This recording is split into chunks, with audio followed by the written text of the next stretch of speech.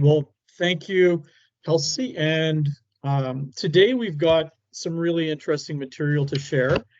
It's something that, in a way, everybody thinks that we're an expert on. We all think that we know ourselves. We all think that we know a lot of other people. We're business people. We like to manage others, or we like to interact with other people internationally. And so we've got our own experiences and things to share. So what I want to do is really have a kind of a fun interactive time, and we want to discuss a few things and look at a few frameworks that are going to help you no matter where you go in the world, and in no matter which culture you're interacting. I really want to provide a tool that's going to help you with assisting. So I'm going to share my screen right now, and I'm going to pull up our presentation. And here we are. So I think everybody can see my screen right now. Elsie, are we there? Yep. Okay, perfect. All right. So the first thing is, for those of you that are, hang on a second, it's not advancing. Oops. Okay. Previous. Okay, for those of you who weren't with us last week, we are the Africa in-market representative for WSATA, and we do have staff all over the continent. And wherever you see one of those red stars, that's where we are. And if I saw that Utunde had joined us from Pretoria, so she's one of those stars. Where we have two stars, that means we've got more than one person. So we actually have a very good team, in depth and ready to help you almost no matter where you are going into Africa. And we're excited about that service that we can do. And again, this is another showing of the interesting demographic trends that are happening in the world. I showed you this slide last week, and what we're looking at is that there is a relative shift in the world in terms of demographics, and demographics tell a lot of the story about where we're going into the future. And we can see that Africa is getting quite big. Europe is shrinking. China is shrinking significantly. Japan is shrinking. India is staying about the same. The US is staying about the same. And as we get toward the end of the century, it's possible that Africa will have over 40% of the world's population, and China will have shrunk to much less than half of its present population, Europe as well. So there's a lot of things happening right now. And I saw that, interestingly, the United States has gone well past replacement in terms of its birth rate. And as you might remember from your school days, replacement value for people is 2.1 births per woman per her lifetime, and right now the U.S. has dropped to 1.64, which is the lowest that it's ever been in history. So, so first of all, what we're really not going to talk about per se is culture, but culture is actually very important. I want to really focus more on the values part of it.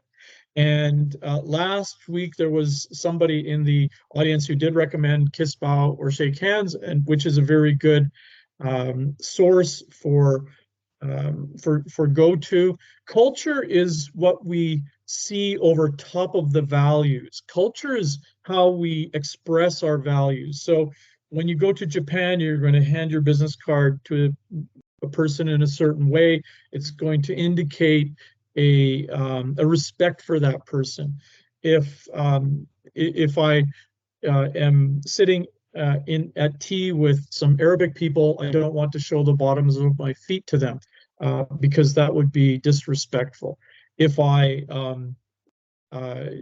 maybe do not accept a certain type of food from somebody, in some cultures that can be respectful or disrespectful. So, you have to be very careful on picking up on some of the signals that people are putting off in a cultural way, which are indicative of the values underneath them.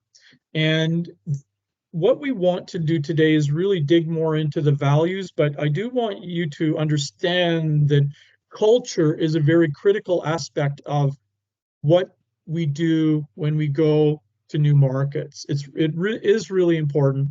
Values are, in a way, intrinsically linked to culture, but there's something that we can study just on their own. And so taking that element of going to a new place and discussing a new kind of a paradigm.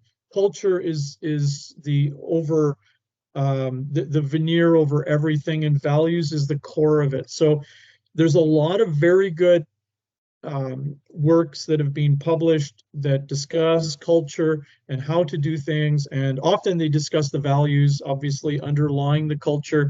There's plenty of books. Here's a few that that I've looked at. If you haven't got the Culture Shock books, they're often very easy to read, very simple to look at. There's a whole series of them right across the world, and you'll harvest a lot of good tips.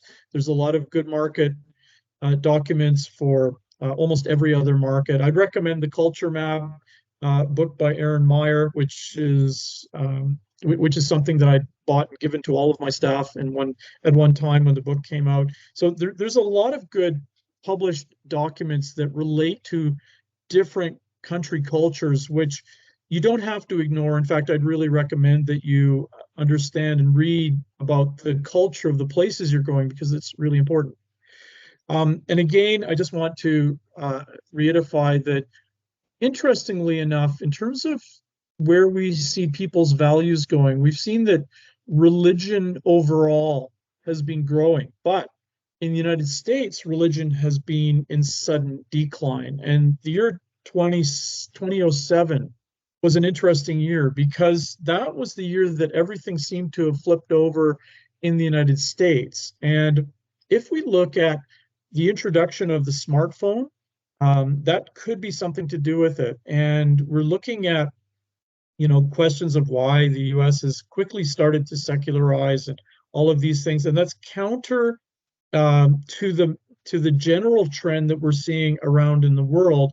And some people say, well, the rest of the world is going to eventually follow America's path. That's a possibility. Others are saying, well, not necessarily, but this is something where we're seeing a sudden decline and an incline in other areas. So America is going very much, and Western Europe and Canada are going very much against the general trend that we're seeing that's measured by Pew.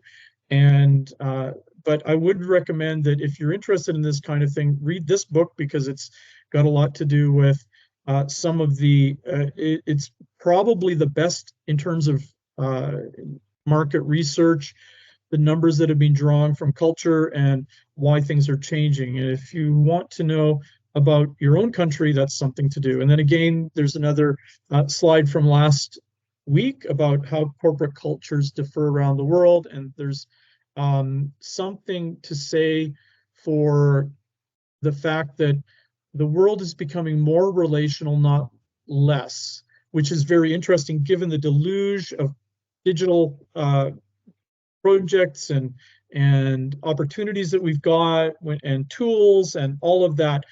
It's almost like there's so much digital chaff in the air right now that you've got to really sift through it. And there's so much information bombarding us every day that you can't even take it all in. And what you have to do is select very carefully what you've got and focus down on what is going to bring you to the person on the other side of a potential transaction.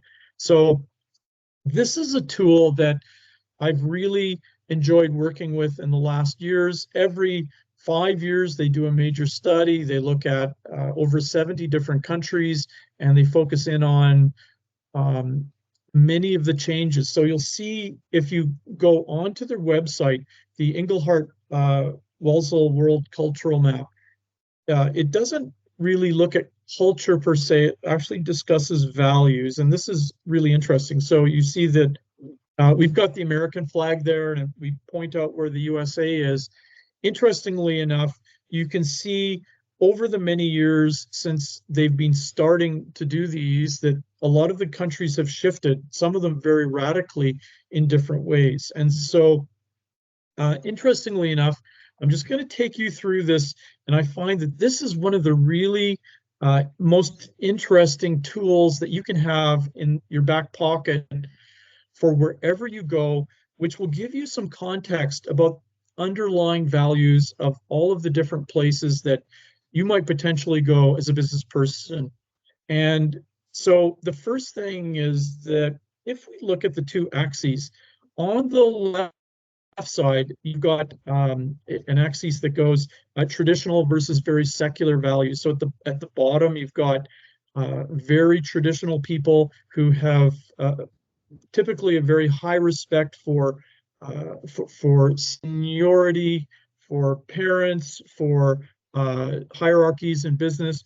And as you go up to the top, they have less of a traditional respect, and they focus more on the power aspect of those relationships. And so at the very top, in that top quadrant, you would have people that are much more tuned into running things from a very authoritarian perspective, but not necessarily a traditional perspective. And then if you go to the other axes, survival versus self-expression, you have survival on the left and self-expression on the right. The survival side of it means that if you get out of your community, you risk yourself. There's things that will happen to you. So people tend to be very focused on working together in a community where they're going to continue to be accepted, and that might mean taking responsibility for a community or for supporting those who have that responsibility. And in an American perspective, we might see that as authoritarian. Now, as we go further over to the other side, we have self-expression, ideological people. And so typically we see Protestant Europe up in that very top quadrant. And I'm just going to discuss through some of these different value sets relative to a traditional survival group, secular survival, self-expression, and traditional, and then we have secular self-expression. So we're going to go through just some of these, and you're going to see how this really cool tool can enhance your thinking about all the different places that you go.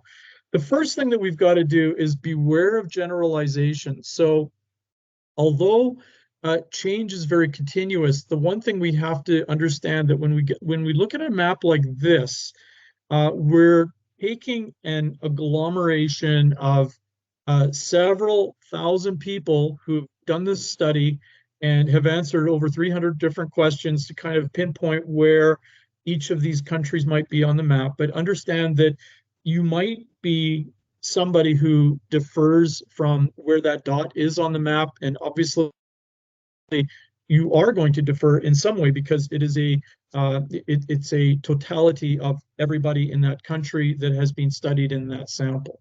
So interestingly enough, when we look at the United States and where it is on this map, you can see with the little arrow, we're going to see that not everybody fits into that zone. There's a lot of people in different parts of the map that would be in the United States, and America being one of the world's largest countries with a lot of disparate beliefs and value systems, obviously. But this is where we see people, if an average had to be taken, then that would be it. But we have to make sure that when we're talking about generalizations, that we're understanding what a generalization is. So the first thing is when we look at that upper left quadrant, we see that power is really important. Power brings money, money brings power, and it's often perceived as very authoritarian. So this is where we see secular authoritarianism in play. Secular authoritarianism doesn't mean that everybody is always feeling oppressed, because people like to feel that they've got a strong leader on top of everything in a relatively hierarchical power sense of the word. And so we see countries like Russia China, and even the Ukraine. And what's interesting is the Ukraine was westernizing very quickly and almost untethering in a cultural sense from values of the former Soviet Union, and it was becoming more like Western Europe as we were seeing. And so the trend is that although the Ukraine is in that Orthodox Europe region, very close to Russia, we're seeing that it was moving closer to the center in the of the map. And so, interestingly enough, this is, if you think about it, why, what motivates people in different value systems, you can start thinking different ideas about, well, why would Putin invade Ukraine? Why would President or Chairman Xi centralize power so strongly in himself now that decision making in China is very, very tightly held? And if you understand where the values lie, you can start to understand the motivations and why people are managing things the way that they do, why the population support the people that manage things the way that that is, and why we see different things in operation that way. And then we have the lower left quadrant. Is interestingly enough, it is the region of, it includes Africa and the Middle East, typically, places that have a very high respect for hierarchy and have a very high respect for authority, but it's brought on by traditional values. So if we look at where the African Islamic area is, that's typically where you'll find the very hierarchical way of thinking. This is very different.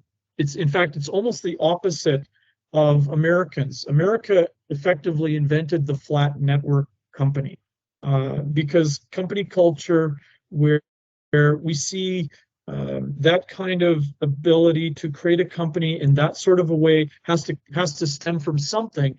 And when you see a company culture that comes into Africa or the Middle East and there isn't a strong hierarchy, people have a hard time adjusting to that.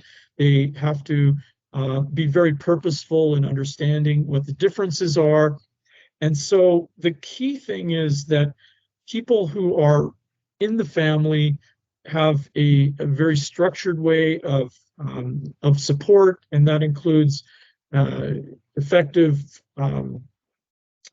being a support for people in authority. So your grandparents, your parents, you'll have typically the utmost of respect for them, and the likewise that goes for company and company cultures and for political cultures. So we can see Robert Mugabe there with the phones, and he was a gentleman who ran his country effectively into the ground. We see $100 trillion. Interestingly enough, the best investment of my life was when they demonetized the $100 trillion banknote. I bought stacks of them for 50 cents each, and I was giving them out as business gifts when I went to do my appointments. And about 2017, they were demonetized in 2009. And 2017, I was around Christmas time. I had a bit of time on my hands, and I wanted to check how much they were worth. And on eBay, they were worth about $120 to collectors because it was the largest denomination banknote ever issued. So effectively, we started counting, well, how many of these do I have left over? But interestingly enough, Robert Mugabe actually still, even upon his death, he had a lot of support, a lot of relative support in his country for his regime. And that's because people naturally respect those in power. They're not going to question it. Often I would hear talk shows in South Africa, and somebody would get on and they would start describing the poor case of the state of education, for example, in South Africa. And they would say, well, we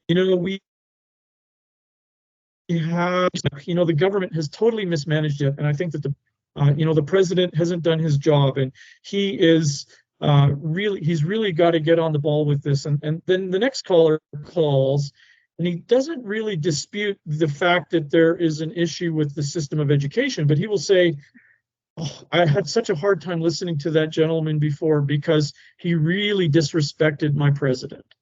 And so we have to understand that in everything, there's a different value system, and often it's played out inside countries where we have different subsets of different cultures. But understand that in this quadrant, which is the fastest growing one, and if we look at where that, if you remember where that demographic map was at the beginning, and you saw the growth of that, this kind of a culture is going to continue to grow around the world, or even particularly in more and more important geographical areas, which are going to become more and more strategically important to every company in the world, as eventually Africa and the Middle East together make up over half of the population of the world. And so we have to understand that hierarchy system, we don't have to be it, but we do have to understand it. And once you understand it and you welcome people from that culture or that value system, you're going to be a lot better off in terms of just not being nitpicky about how they believe things, but getting to understand those values and that sort of thing. And then we get down to the lower right quadrant, and I'll bring back the little thing, and you see Latin America is down in that corner, and we can see that there's a lot of different countries in the region that are typically Spanish or Portuguese speaking. We can also see that Trinidad is down there, which is an English speaking country. But interestingly enough, very strong communal values expressed in family and faith. And so this is why we see things like liberation theology coming up there, where we're not going to see a similarity in faith doctrine in the United States, because people don't think the same. They're going to be looking at how the community can be expressed in a way that is either faith or post-faith. You see Che Rivera there. And, we can understand Che Guevara, sorry. We can understand that we have a difference in culture, which makes us understand the world very differently. And so we're going to express that. And so I put a picture of the present Pope there. And if you're Catholic or if you're following any of the news, you can see that he's kind of, borderline. And is the Pope going to say something about this or that? And so, but he's somebody that that is kind of on the understanding that he's from Argentina and all of that. So interestingly enough, we're seeing Latin America particularly work itself out in the values that it already has. But if you walk into Latin America and you don't understand the strength of the communal values, you're probably not going to understand things well in terms of building relationships with people.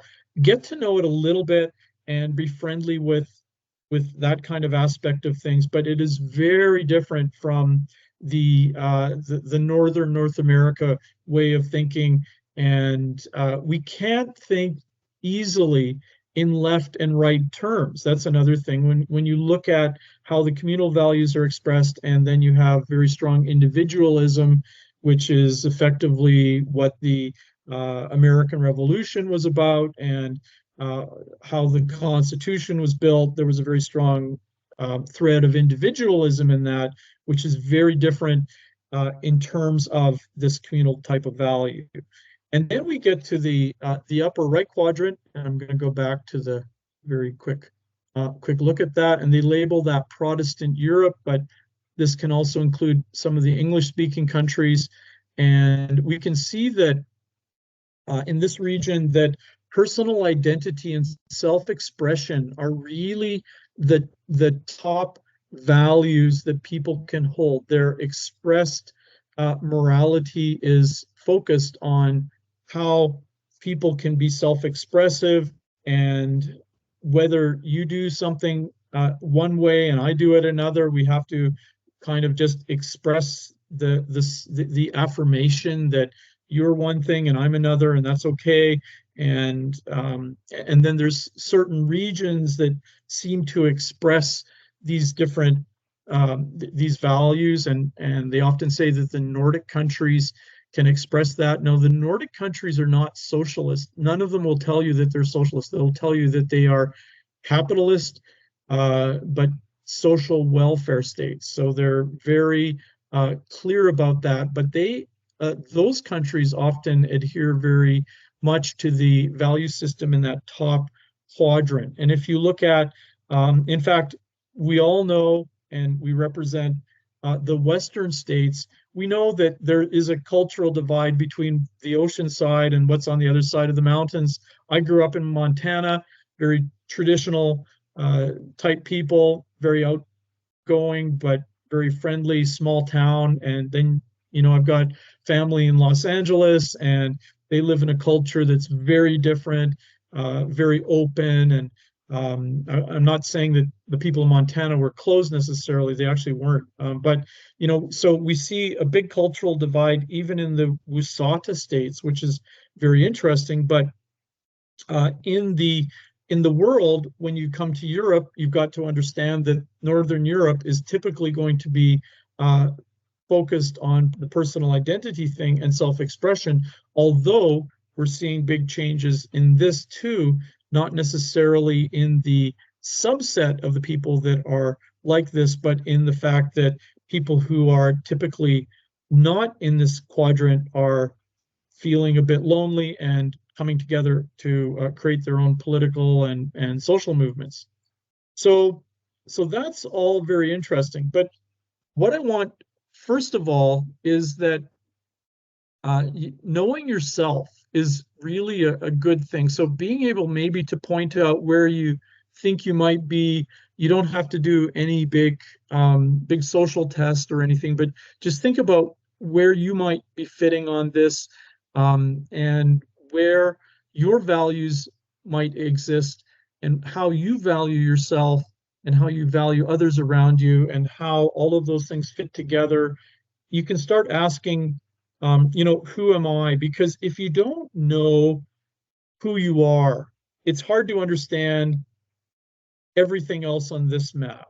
So if you think, well, I'm pretty close to the center, I feel comfortable around the center of this map, or maybe I feel more comfortable toward the self-expression side, or maybe toward the traditional side.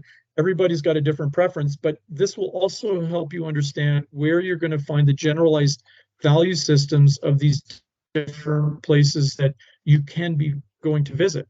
And that will be, that's really quite an exciting place to be if you're able to finally grasp what you are. And so I think that there's a philosopher from China called Sun Tzu, and some of you might have heard of his book, The Art of War, but there's some pertinent things in there relating to knowing other people. And he does call them your enemy, but they can also be your opponent or your counterpart. And he says, if you know the enemy, you know yourself, and know yourself, sorry. You need not fear the result of 100 battles. So understanding who you are and understanding who the others around you are, you can think strategically and be able to have outcomes that are positive for everybody and or for you and your company. It says, but if you know yourself but not the enemy, for every victory gained, you will also suffer a defeat. So it's about half and half. So if you know yourself, but you don't know what's going on around you, you've got only half the battle. And it says, if you know neither the enemy nor yourself, you will succumb in every battle. So the first thing is understand who you are, and being able to grasp a little bit of that is going to really help you out with coming to terms with the other value sets around you. So there's some really good work on what's happening in the world today, but very interestingly enough, we're seeing that social media is driving the polemics, meaning driving people in a way into different communities, which mean that they're not going to be working in their geographic communities and with people that they are associated with geographically, but they're typically being pulled apart into belief or value communities, which is very interesting. So there's been some really good work on this kind of thing, and there's a very good book by Sinan Aral that I can recommend that might be some value to you. But I think that everybody's sort of caught on that good news is no news, and if it bleeds, it leads. You know, people want to hear bad news, and bad news is what drives internet clicks. And so we want to feel that agitation. We sense we want to be filled with purpose, and so often people will be pulled into these different communities which are adversely set against each other. And we can see this not just in the USA, but we can see this globally. And interestingly enough, there's one good book that I'd picked up from the bookstore and found that it was very interesting. But there is a purpose behind it, and that's for business gain. And so one person went and studied Facebook, got into found out some of their strategic directions, and went to find out, well, okay, Facebook is one. I'd say, you know, Meta is another that we're, you know, all of the big companies have a business direction. And are they all benefiting from the enhancement of the clicks? So we've got to look at that and see if it is something that is driving things. But particularly, the evidence is starting to point toward the fact that we're pulling apart, and some of it is purposefully driven, which is really kind of interesting. So if we look at just the United States 30 years ago, there was a lot of overlap in values between Democrats and Republicans, for example. But by the time you look at 2017, and if you look at now, another 7 years beyond, you can see that people have pulled apart polemically even further. And you're aware of this. I mean, nobody has to tell you, but this is interesting. And a lot of this is being particularly really started since the social media became a very big daily thing. And if you're sitting in a commute, all you're going to see is people sitting on their phones, watching their being singularly absorbed but involved in communities which are online, which are, in fact, we hear the word echo chambers a lot. So this is actually what's happening, and not only in the USA but globally. So we're seeing that there are people coming together, different belief systems, or actually maybe even similar belief systems, which are taking information in one way, using it in another. But we're seeing this polemic divide, and this is being expressed across most of Europe, North America, Australia. Interesting. So in a way, we're seeing a world that is homogenizing, meaning getting closer together because of the internet, because of all of the very fast available information that we've got. So we're seeing that homogenization happen. At the same time, we're seeing a big differentiation happen in societies that we used to measure geographically.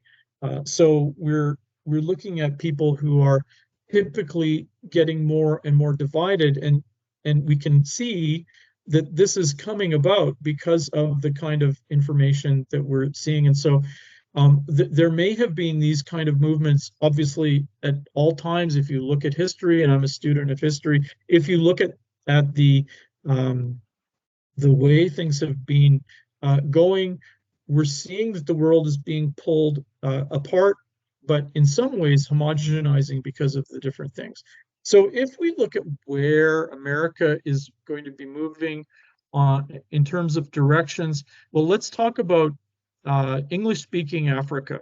So, about half of Africa has the national language of English.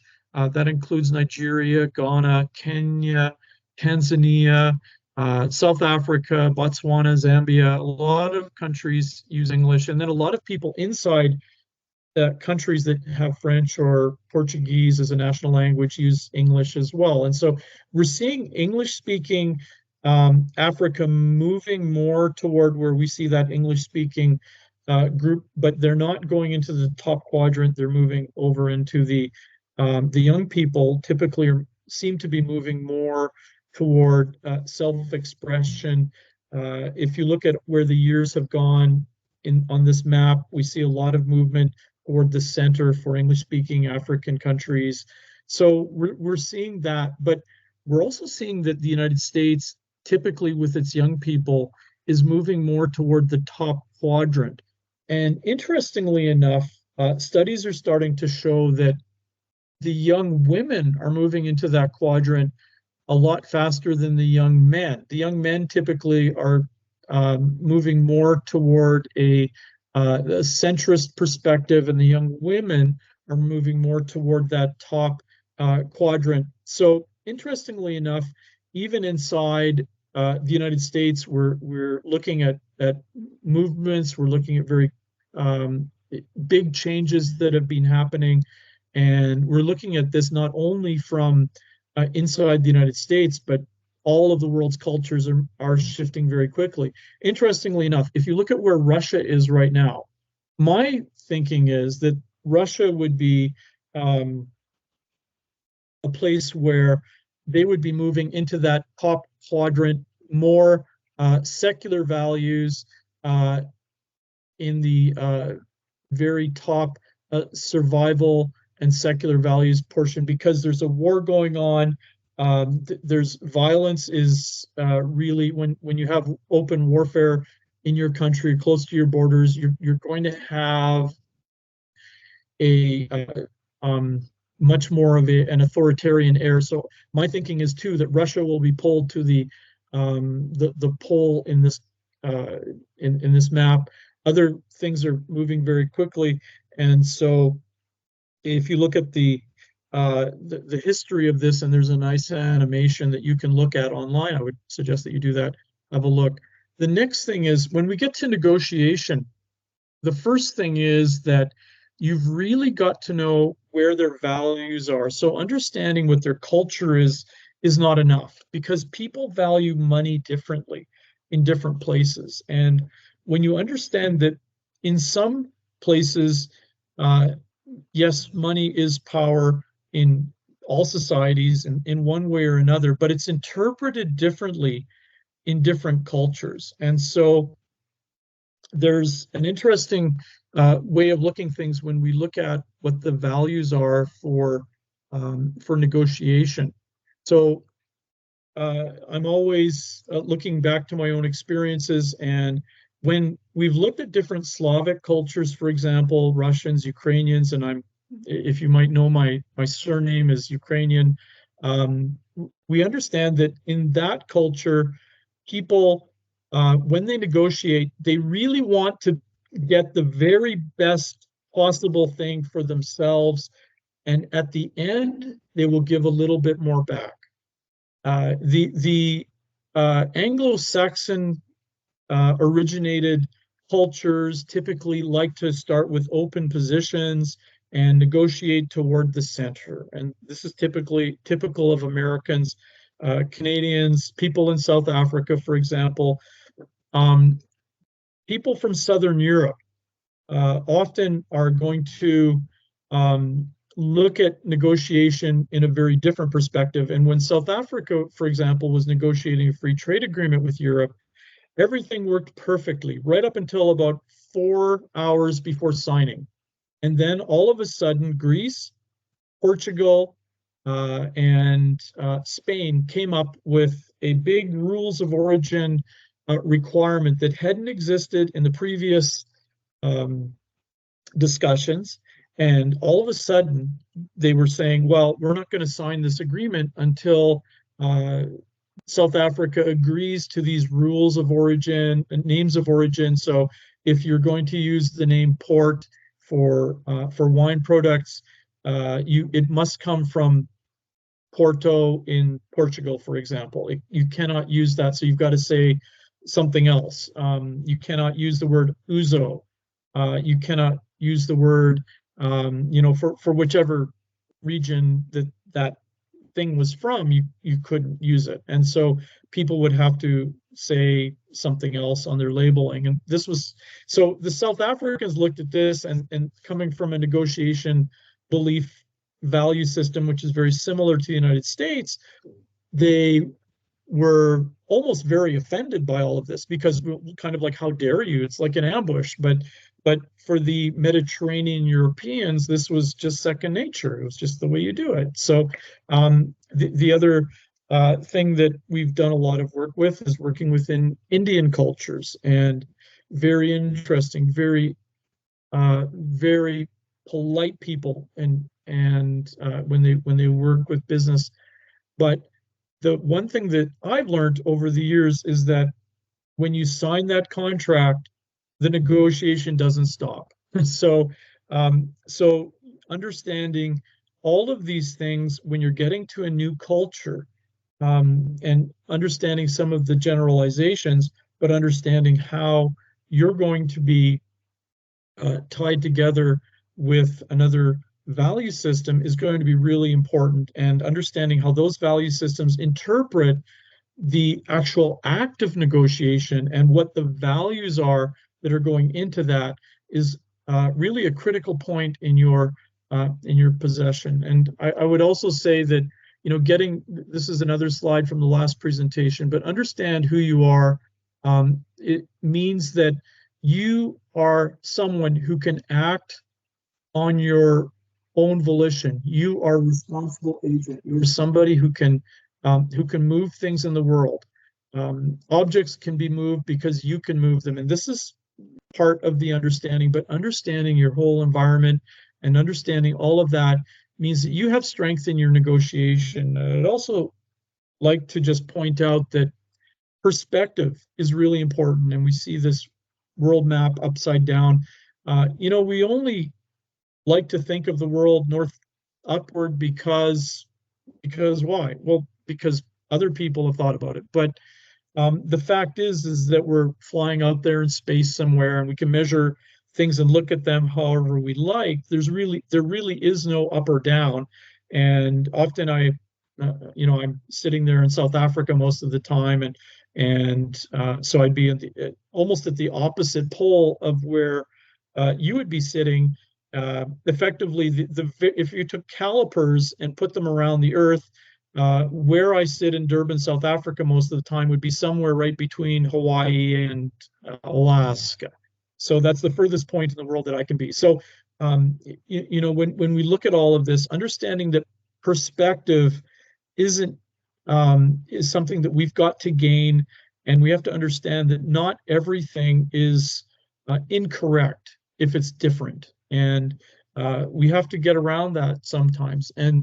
But on the other hand, there's values that you're not ready to give up, and you've got to stand by them. And I would say that that's also very important. And let your counterparts understand that too. You're not there to simply be trodden on during your negotiations. You're there to express who you are, but in understanding who you are and understanding who they are, you're going to get a better outcome than if you were simply put into opposing camps and made to fight it out. I really believe that. So the other thing is that, we've got to understand that, we're moving into a different age, but artificial intelligence and communication through computers and through other things, we have to be careful not to unlink ourselves from our own values. We have to be careful not to do that, and to allow something that is not really a computer program, something that doesn't have values, really to be able to control a lot of who we are. We've got to have that agency. We've got to understand that we cannot allow something that is not a positive gain to disrupt who we are. And we have to use AI, but not to be victims of it. And so using it very carefully is very important. But we also have to understand too that it's a tool. We don't want to use it as a fence to keep other people out, and we don't want to use it. We want to use it as something to welcome other people in, really. So the other thing is we've seen that so far the age of digitalization has created a lot of polemics, and we're looking at this happening across the world as we saw, and this is affecting and disrupting value systems everywhere.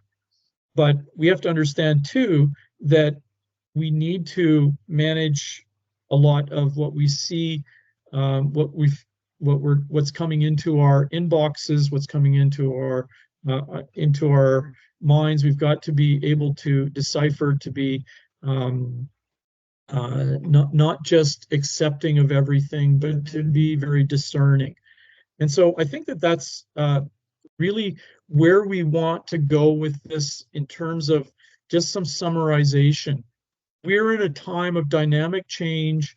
The whole world is shifting all at the same time, which is really interesting. And as a small business owner who really understands the lay of the land, and if you've got a really good understanding of what's happening in the world and what is happening within your target markets, particularly at this level, you're going to be a winner, because most people walk in to new markets almost absolutely blind.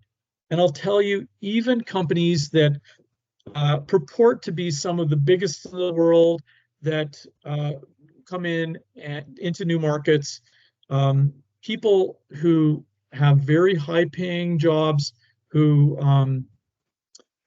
are managers of budgets worth millions and billions, are very susceptible to this because of the high level of self-confidence they have and the low level of information often.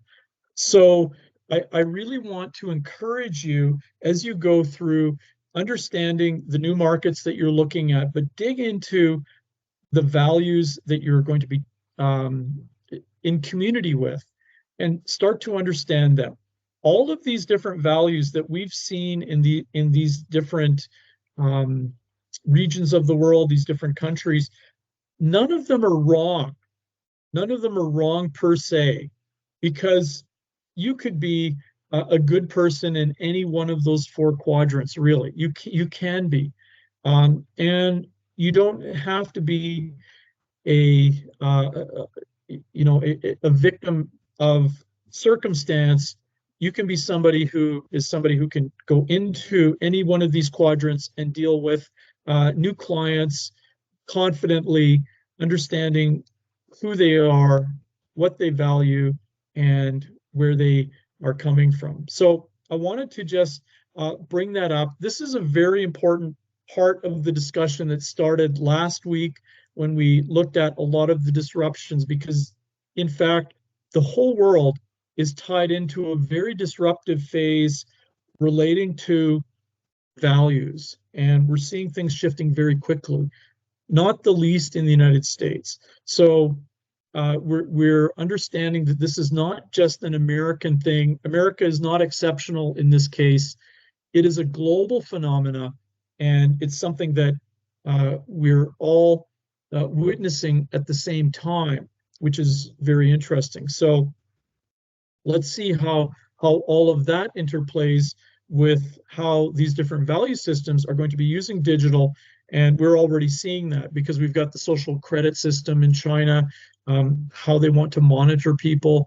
So an authoritarian country like that is going to be using that kind of value like that. that kind of a system like that. How are countries that are more oriented toward individualists going to be oriented? It's going to be very different.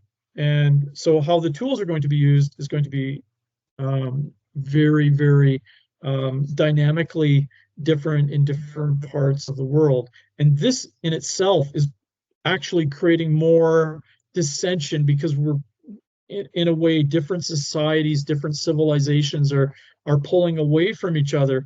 At the same time, there's people in these societies that are coming together through the ability to communicate a lot better. And so we see this in a lot of the youth movement. And I don't know if you have recognized the fact, but obviously being an old timer, but music seems to have died somewhere around the turn of the century.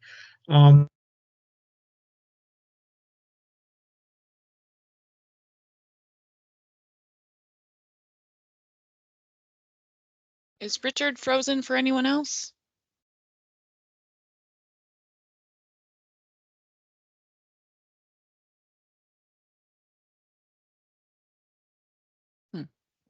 Yeah. Yes. Yep. I will message him. Oh, there he is. Are you back? Okay, Richard? let Yep. me just try to close it up. And so we're seeing that my comment was that 40% of the top 40 music was written by two people, one in Sweden, one in the United States. So we've seen that homogenization has happened on a technical level, on a cultural level. And so we see world movements of music where 40 years ago, there was a whole thing about world music and things were very different and there was a lot of differentiation. So we're seeing things changing very quickly. How this is going to play out when in 10 years, we'll be able to create our own movies and just put into an AI, I'd like a movie with this kind of theme set in this kind of a time. There's a lot of things that we're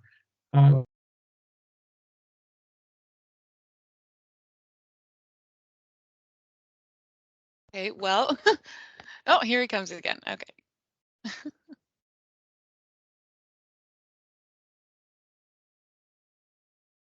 You're back.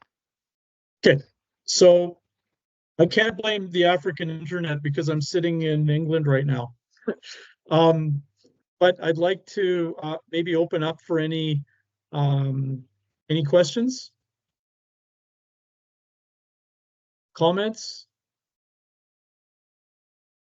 Yeah, you can feel free to just unmute yourself or type in the chat. If not, we can close out as well.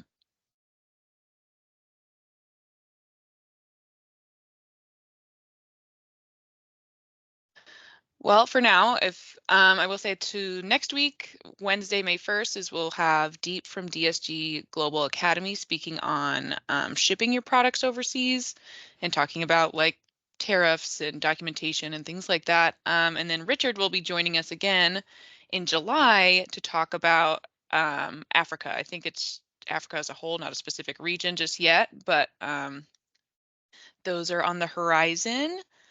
If does anyone else have a question? If not, we can close it on out. All right. Looks like we're I'm good. really grateful for everybody and being in touch, and thank you for joining us. All right. Thank you, Richard. Thanks a lot.